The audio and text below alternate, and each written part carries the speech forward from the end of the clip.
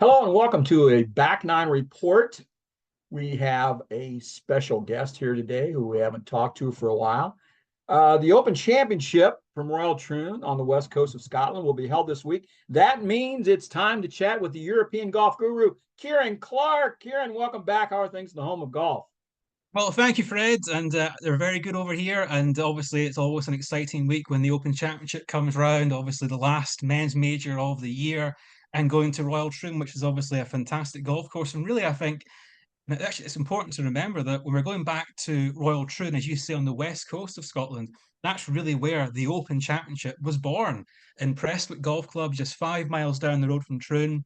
So when we go back to Ayrshire, we're kind of going back to the home of championship golf. And Ayrshire, so many fantastic golf courses there, and Troon is absolutely the jewel in that crown. Fantastic championship venue, has some great moments through the years, and there's every chance that this week too, hopefully, could also be a classic. Kieran, you mentioned a little bit about the history there. Troon Golf Course was started in 1878. It does Yep. sit very close to Prestwick, as you mentioned, which held the very first. Matter of fact, it Hmm. held the first 11 Open Yep. Championships, I think, something like that. And then it's held like a total of 24 at Prestwick. Hmm. Um, Troon was the first Open was held at Troon in 1923, and really was kind of an afterthought because the Honorable Company of Edinburgh Golfers weren't so sure they wanted to host the Open at their course because they just like to play. They don't want anybody else on there. It's still kind of like that today, Yeah, actually, some things never change. right? Troon has been redesigned, lengthened, and strengthened, first by James Baird. Its famous features include the postage stamp eighth Hmm. hole, the 601-yard sixth hole. That's a Yep. par three, evidently, right? 600 yards. So, Kieran, what are your overall impressions of Troon, and how does it rate when compared to, say, like St. Andrews or any of the other great Scottish links on the Open Rota? Well, actually, you bring up St Andrews there, and it's actually quite a good comparison to that because very similar to the old course of St Andrews, it's a out and back links where basically you play the front nine almost in a straight line out, and then you come back in the opposite direction, almost in Are a there straight double line back. greens like St. Andrews as well? No, there's no Okay. double greens, but that's a very unique St Andrews thing. But in terms of the layout of the holes, it's similar in that respect, where the holes don't really loop around amongst themselves. So really, you face one wind direction going out on the front nine, and then usually the opposite on the way back. And that's why at Troon, usually you play the front nine downwind, and that's typically where you make your score, and then you make the turn back, and then the back nine at Troon can be really, really difficult, especially if the wind is up, and that's always been the case through the years. So it's kind of a traditional out and back links course, much like St Andrews. And I mentioned earlier, the wind direction typically comes from the northwest, so that means the front nine plays downwind, the back nine into the wind usually, and I think that will be the case this week, looking at the weather forecast that I've seen so far. It's a really tough golf course. I mean, we go back 8 years ago when Stenson and Mickelson produced the Duel of the Ages, really one of the best majors we've ever seen, certainly in recent memory. And there, Stenson was 20 under, Mickelson was 17 under. You might think, well, that means obviously an easy golf course. Third place was 6 under par. That's how good those two guys were. It was some of the best golf ever. And they were so far ahead of the pack. And it shows that Troon has got some teeth, especially as we all know with these golf courses, if the wind blows. So I think Troon is one of the more underrated golf courses, I think, in the British Isles, and certainly when it comes to the Open Rota, doesn't quite have the same notoriety as some of the other ones do, obviously, like St Andrews or Carnoustie or Muirfield or Birkdale. But it's definitely up there. It's a really solid golf course. And you mentioned one of the key holes, obviously, is the eighth hole, the postage stamp, 123 yards, a real flick of a wedge, but there's so much danger there. You'll see many twos, but also sixes and sevens. Would you Um, would you say that the postage stamp is, next to the 12th at Augusta, maybe one of the most feared par threes in the world? Absolutely, 100%. Certainly in championship golf. And again, obviously, the 12th Augusta is a bit longer. And of course, it has the peril of Rays Creek being there as well. Whereas the postage stamp, there's bunkers everywhere and really, really deep ones. So basically, you have to find the green or you're basically dead because trying to get up and down from really deep bunkers onto this very small putting surface, that's why they call it the postage stamp, very small surface. It can be really difficult. So it's one of these holes where, as I say, you'll see twos, Tiger Woods played a practice round there on Sunday, almost made a hole in one in the practice round there. But you'll see, a lot of big numbers as well. And it's not the only key hole. I think another one that stands out. You mentioned the sixth hole, the very long par five, which is actually this course has now, because they've lengthened the course by about 200 yards from the last Open there. So actually, they have the longest hole on the Open rota and also the shortest hole on the Open rota on the front nine. Then you have the 11th hole. I mentioned earlier, Fred, how the back nine gets so much more difficult. And the 11th hole is probably the toughest hole in the whole golf course. It's called the Railway, and for very good reason, because the railway line is literally right next to the tee, and you'll see trains hurtling down the line right by the guys and they're playing this week. And it's a really tough hole. When Jack Nicklaus made his Open debut back in 1962 at Troon, he made 10 on that hole in the first round. He still made the cut though, but that was a real rude awakening to what the challenges of these courses can be. Obviously, he got it right in the end, of course, and on to become one of the best Open players of all time. But Troon's a great golf course, tough finish as well. Very long par three 17th as well. There's also a great par five at the 16th, so the chance there to maybe make some moves and get an eagle, get back into play for a tough finish. And we saw the 18th hole. You might remember back in '89 when Calcavecchia won. It was Greg Norman who got stuck in the bunkers on the 18th there, and that cost him in the end. Of course, Norman, who's famously had so many chances, didn't always quite convert them, of course, for one reason or another, and Troon was one of those for him. And one thing to note as well, Fred, is that Troon has had a fantastic history of American winners. You guys have dominated that place over the years. Well, we dominate everywhere, Kieran. I mean, Well, yeah, what to can I an say? extent, but especially at Troon, it's one of your favorite playgrounds. I mean, the first Open there was won by a guy called Arthur Havers from England. We kind of forget about him, but really after that, and Bobby Locke, obviously he won again as well there. But after him, it was Americans. Arnold Palmer won there in '62, played some of the best golf of his career, and he won there. Tom Weiskopf, your fellow Ohio guy, he won there in '73. Also, Tom Watson winning there, of course. And then you were Justin Leonard, Calcavecchia. Todd Hamilton was obviously the real outlier when he won 20 years ago back in '04. That Where'd was a that come fluke, from? wasn't it? Yeah. Well, I mean, he had his week in the sun. All credit to him. Fantastic win. He's actually back playing this week for one last Open appearance 20 years later, which is nice to see. And then, of course, last time it could have been another American winner, Mickelson, but of course, Stenson denied him in the most amazing finish. So, yeah, Troon Fred is a golf course that's solid, understated, but it's very strong. And again, as we always say about these golf courses now, because you go back 40 or 50 years ago, a lot of the Open Championship golf courses might have been a bit scruffy. The condition wasn't always the sharpest. These days are all immaculate, look fantastic. So really, it's all about To the an conditions. American golfer, they look like go tracks. They actually But look like yeah, masters. yeah. But these Not days, not not so true much. today, though. Yeah, these days very different conditioning, which makes them easier, especially when the conditions are good. So it takes a lot of some of the vagaries and the variables out of it a little bit. And what that means, it's all about the conditions. So if the weather's calm, there's not much wind, these guys will score low here because that's always the case in these golf courses now. But looking at the forecast this week, which is obviously one of the great things about the Open, it's so integral to what happens in the championship. The practice days, Monday, Tuesday, Wednesday, the weather looks pretty good, fantastic. Couldn't be better. The guys walking around, nice shirt sleeves, enjoying the sunshine. It's quite warm. Perfect. Can't wait to play. And Thursday, though, things are going to change. There's a weather front coming in, a bit cooler, some damp conditions coming in. Not too windy, though. It looks like it's going to be 15 miles an hour is probably the maximum, which is just enough to kind of make it 15. That's interesting. calm. That's like no wind at all in Scotland. It's just enough to make it interesting. Not too bad though. So it'll be relatively damp. There'll be changeable conditions over the weekend. A little bit of rain, a bit of sunshine, a bit of everything. Won't be a total washout.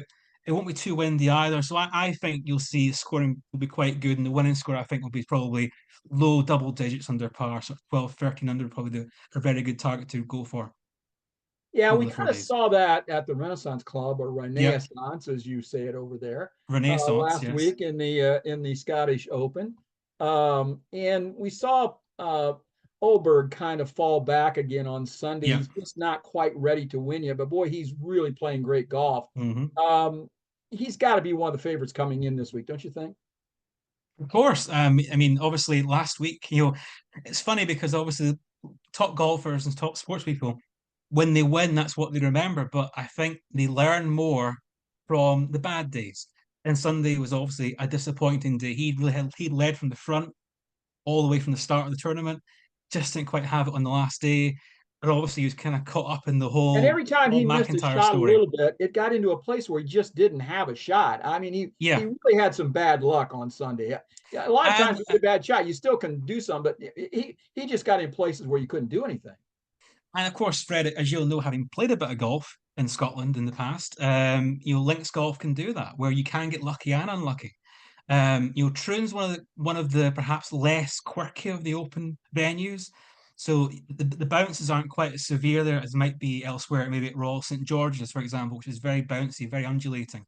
So a bit different. But you will still get those good breaks and bad breaks where sometimes the good shot doesn't quite get the reward it deserved, and a bad shot can actually turn out to be not too bad at all. So you can get lucky. But again, that's part of the mental test that's required here. So for Ludwig Goldberg, for him, obviously, everything now is new because all the majors this year, it's his debut.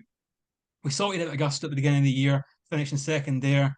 Didn't quite work out from the other two majors in the US, but coming in here, he's had a taste of links golf last week, and he'll expect to play well this week, I'm sure. But I think winning for him, maybe not quite at this stage, but I think certainly in the years to come, I mean, he's going to be a super contender. And he said today actually obviously Stenson won here 8 years ago, his compatriot, and he thinks that that date should be a national holiday back in Sweden. So he's obviously trying to get a second day for the people as well, potentially. So Well, he Annika was Annika inspired by that. Sorensen won a few things in her day. That might she might But here's the thing, but Fred, if they gave them a holiday for every single one of Annika's wins, they'd never go well, back they to would. work. Yeah, Yeah, exactly. Well, they don't exactly. work much now anyhow, right? So, Well, hey, one of the things I wanted to ask you about, yeah. I remember when Todd Hamilton won his Hmm. Open at Troon, he was using his hybrid a Yeah. lot off the greens rather than putting or trying to chip on those tightly mown green surrounds, sometimes from 20 yards off the green. Hmm. And you're saying maybe moist and maybe not, but do you see Troon being as hard and as fast as it has been in the past? And that's more of an option. We're running these things up off these greens instead of trying to fly it in there like Americans like to do. Unfortunately, not. I mean, unfortunately, the weather here in Scotland has not been particularly great for a long time now. We basically had the wettest 18 months on record from like October 22 right through to the beginning of this year, and for that reason, the golf course is greener than what they would like it to be. You go back 2 years ago at St Andrews, the golf course was just brown. It was dried out. It was very arid that summer. There was no moisture at all. The ball was running forever. So this week there'll be less of that, and especially when it's a bit damper, potentially during the actual championship days. But of course, links golf always gives you options, Fred. No matter what the conditions are like, you can always have that chance. So yeah, if you miss the green, typically in the States or even in the most of the Parkland golf courses in the UK as well, you get your wedge out and you flop it on the green. That's the first and the only real option you have. But links golf, like you say, you can chip it, you can pitch it, you can putt it. Hamilton's technique with the hybrid was quite interesting because obviously at that time those clubs were relatively new on the market at that point, and he exploited it brilliantly. But the thing is that no one else really does that though very often. So most of these guys now just putt from distance rather than using the kind of the wood, the little wood as he did. So it was a very unusual technique, worked brilliantly for him. That week, of course, is obviously his major glory was unexpected, but it was absolutely deserved. And amazing achievement. So yeah, I think for me the big thing about the links golf and coming to the Open Championship, Fred, is asks these guys different questions to what they're normally asked week to week, no matter where they play in the world these days. On the European Tour, the PGA Tour, Live Golf, whatever it might be, they're playing very much the same golf courses almost every single week. Same style of golf, same challenges, same tests. But they come here and there's so many more variables involved, whether it be the weather, the bounces, the conditions, even just the firmness of the golf course as well. And obviously, the pot bunkers have to be avoided. They're much more punishing than most bunkers we see anywhere else in the world. So I think these guys have more options in what they can deploy in their game. And I think that at the same time actually expands who can win the tournament. There's no real, can't say this guy's the perfect game for this style of golf because we think of the Masters, think, okay, long hitters these days, they'll do really well there. Great iron players. At the Open, it's almost a bit of everything, really, where, yeah, length is good and it always helps, but it's not the biggest thing because here You look at Brian Harman last year. Brian Harman, you wouldn't think he's probably not going to win a Masters or one of the PGAs, maybe a US Open in a certain venue, but for him, a shorter hitter, he could plot his way around. If he puts well, as he did that way, he putted unbelievably well last year at Hoylake, and that's why he won by 6. So I think the Open, it is open in that respect, where I think the pool of players who can win here, the profile of player that can win here is much more varied. And I think the last 10 now, Open champions have all been first time Open champions. So it shows you that the real opportunity here for someone who to win potentially the first major or the first time winning this major. And obviously we've also seen older players win the Open in recent memory, whether it be Mickelson or Darren Clark or even Henrik Stenson. He was 40 when he won it 8 years ago. So we see older players winning. So it does show you that it's a very much a mental test as well, much more strategic and thoughtful than what you might see typically week to week on the tour. And I think that makes it a great watch. So I think for me, the biggest thing about the Open is it's a completely different challenge, and it's fascinating to see which of these guys can embrace that challenge and actually have the right game plan and then actually execute it and do the best. So to me, it makes it the most interesting of the majors to watch. One last question here before I let you go. We're going to see 18 LIV players. Excuse me, sorry. We're going to see 18 LIV players in the Open, including Bryson DeChambeau, who's Yep, performed outstanding in the previous majors this year. Brooks amazing. Koepka, Cam Smith, who's got an Open championship in his Yep. resume. Tyrell Hatton, Dustin Johnson, John Rahm, who we Mm, haven't seen much of lately. no. And of course, Phil, but I think Phil's a little bit long in the tooth and well past Yeah. his use by date. Do you like any of these LIV players' chances to win the Open? I think some of them will definitely contend. For me, Bryson's a fascinating one because, as you say, Fred, he's been unbelievable this year. The way he's played in the majors, the US Open, he won on that last day, not of his best stuff. He was struggling off the tee, and I'm with his irons, but he just scrambled unbelievably well. Had a few good breaks as well, but he made the most of them. And but one thing he hasn't really done though, Fred, in his career is play well in the Open. He finished 8th 2 years ago at St Andrews, but it was kind of a backdoor top 10. He's never really contended on links golf. So can he finally find the answer to that equation and actually play well in this It style of takes golf? some guys a little bit of playing in this thing a little bit to kind of get the It feel. can do. Tom Watson, hated the Open when he first started, but then he ends up winning 5 Open championships. So Yeah, it just takes a little bit of time sometimes, doesn't it? it can do. Actually, Watson won it in his debut at Carnoustie, despite not really enjoying the style of golf, but he found an aptitude at it, and finally he actually embraced it. And of course, became one of the best players of all time in this event. But yeah, the Chambo hasn't quite found the answers yet. Doesn't mean he won't do. I keep looking at Brooks Koepka though, has always been the major man, and I think he's someone who does enjoy links golf. He's had some really good finishes in the Open over the years, enjoys the challenge of it. Maybe hasn't quite caught fire in the majors this year that maybe people thought he would have done after last year's PGA win. So I think Koepka might be the most likely of those guys to actually really contend here. Cam Smith, obviously, you mentioned earlier, what he did 2 years ago was unbelievable. Definitely has the game to do well here again. So I think these guys will contend because they're too good not to. There's too many good players of that 18. I'm looking also at guys like Joaquin Neiman and Abraham Answer, who have played very well on the Live Tour this year. Haven't quite done it in the majors so far, but certainly have the potential to do so.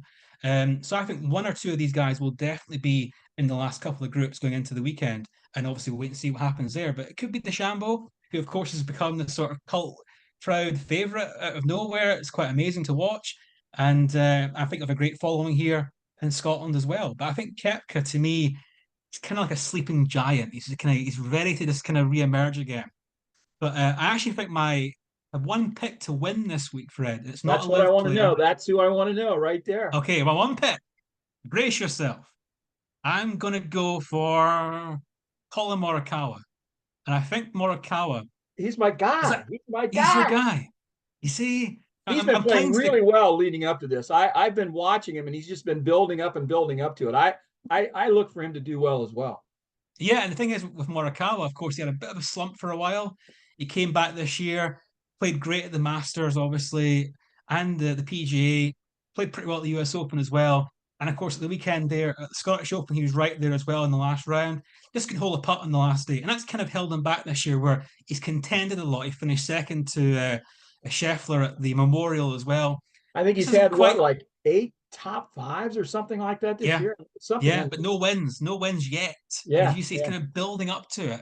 And of If you course, he told me I won. didn't have any wins, but I had a bunch of top 5s, I'm good. Especially in Well, the yeah, signature events, that's a big check. A top 5 is a big check. absolutely, it definitely is. Mind you, that said, here's the question though. Would you rather have Todd Hamilton's career or Colin Montgomery's career? Because one guy won a major and one guy won a lot of other things, not a major. So I would take Colin Montgomery's as a I pro. agree with you there. As a Yes, I think pro, so. I mean, I the think so. money he probably won what, maybe 15 times what Oh Tom yeah, Hamilton easily, won. You know, what he easily. was the champion golfer in Europe on the European tour for what, 10 times or 9 times Yeah, or such thing. yeah. Even though he didn't win a major, but yeah, he played pretty well. A senior major. He won a senior major. No, Yeah, he did. they don't really Yeah. count, do they? A couple of them, I But think. Back to back, I think, didn't he? he PGA, did. He won two PGAs. Yeah, I think he won back at to back. my Yeah. good place, Whistling Straits. He won the one. That was great. Yes, indeed. Yeah. Not So yeah, Whistling. I mean French Lick. I'm sorry, French Lick. I'm sorry, French Lick. that part of the world though. Yes, up there in Michigan, isn't it? Yeah. So Yes. Yeah. Morikawa, I think he's building up to a really good week this week, and he's been playing really well. Hasn't quite found the extra gear to kind of get ahead of get the titles, but he's definitely knocking on the door. And of course, he's got a fascinating open record, Fred, where he came to Royal St George's 3 years ago. He won there on his open debut, which is a very rare thing to do, and then he's missed the cut the last 2 years. So I'm kind of backing him to go win, cut, win. So feast or famine when it comes to Morikawa. And I think he's going to be in the mix going into the weekend. But of course, the big question will be the draw, who's playing with who, what the tee times are. Because obviously, What the weather's like could yeah, be you can so get much different between morning and afternoon. Yeah. absolutely. And the tee times begin at 6:30 in the morning and they play all the way through to about 4 p.m. in the afternoon. So it can change entirely. So a little bit of luck involved there. But if he gets lucky and the weather isn't too bad, then I think Morikawa is a pretty smart bet this week. So to let you go on this, is there anything specific that golf fans should watch for this week as they watch the Open Championship from Troon on their big screens? Well, I think ultimately what I said earlier, Fred, but I think when you come to the Open, you see these players who you watch all the time, who you admire, who are obviously amazing golfers and they do fantastic things. But here you see them asked different questions, they play different shots, to think differently about their game, how they go and approach it. It's not always straight at the pin. It's thinking, right, the right miss, strategic. How do you play the ball in terms of the ball flight, different ball flights in terms of the wind, and then how you land the ball and get that release and play for that as well. You try and learn the golf course, learn the bounces, and play for them. And that's why I think through the years, so many of the great thinkers have done well in the Open Championship. Whether it be Tiger Woods and Jack Nicklaus, who has probably the most underappreciated Open record of all time. He won 3 times, which is obviously incredible, but he finished in the top five an unbelievable amount of times. No one played better golf in the Open than Jack did for as long as he did. And he holds all the scoring records and all the top 10 records and all that sort of thing. And I think he I finished think second he's from seven I think times. he's from Ohio, actually. I believe. He is from Ohio. I I've heard believe that. rumors to Yeah, that the effect. center of the golf universe, Ohio. It is indeed, but I think this shows you that the great thinkers and the great ball strikers, you combine those two things, you'll do really well in this championship. So I think for me, is people watching it, it's always a case of watch this because it's a different examination, it's a different kind of spectacle to what you watch week to week, and to me, that's really captivating and interesting. And I mean, these days in the golf world, it's all a bit kind of fractured and a bit annoying and not as good as it used to be in so many ways. But you come here, the best players are all here, apart from Sergio Garcia. Sorry, Sergio. But apart from him, they're No, all you're here. right. The best players are there. The best players are all there. And I think this is a great golf course. We don't need It, Sergio. he won on Sunday, though. I mean, he won on Sunday. Yeah. Okay. And yeah, so I think the best players are all here on a great golf course. And again, I think that is a spectacle because, and obviously as well, another thing, Fred, of course, is after this, we're 8 months until the next men's major at the Masters. So it's a long, long wait. So, you better sit back and enjoy it. So, as always, we are really happy to have our great friend Kieran Clark, the European guru, right from St. Andrews, the home of Mhm. golf in Scotland, Yeah. and talking the Open Championship. Kieran, thanks so much for taking a few Thank you, minutes to Fred, as talk with us. always. Been a pleasure.